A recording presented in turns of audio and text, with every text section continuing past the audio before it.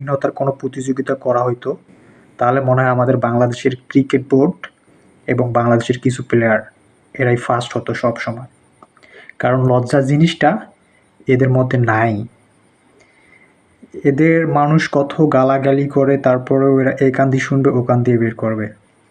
গতকালকের ম্যাচ নিয়ে আমি কি বলি, আমি গতকালকের ম্যাচ দেখে শ্বাসরুদ্ধ বাকরুদ্ধ দুটোই হয়ে গেছি।